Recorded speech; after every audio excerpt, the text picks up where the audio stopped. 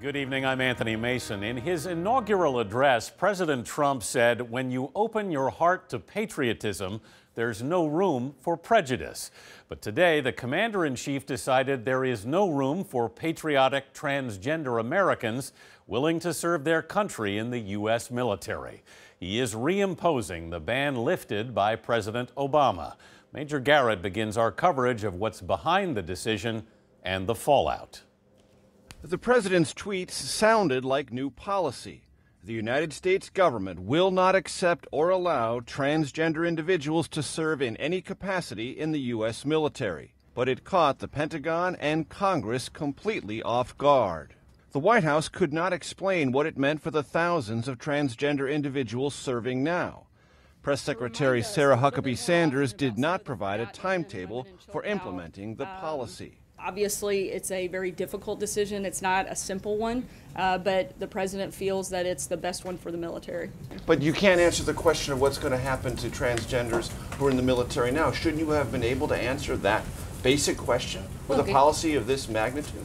Look, I think sometimes you have to make decisions, and once he made a decision, he didn't feel it was necessary to hold that decision. We're ending the ban. The Obama administration lifted the ban on transgender military service in June of 2016.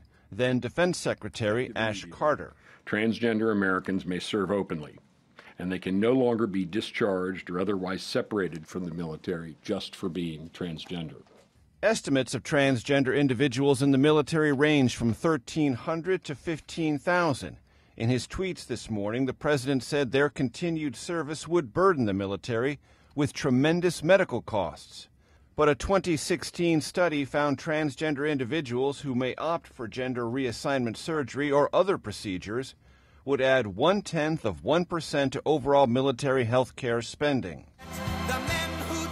During the campaign, candidate Trump said he would fight for the transgender community. LGBT is starting to like Donald Trump very much lately, I will tell you. Today, he ignored a question about the policy. How do you decide your policy on transgender people in the military?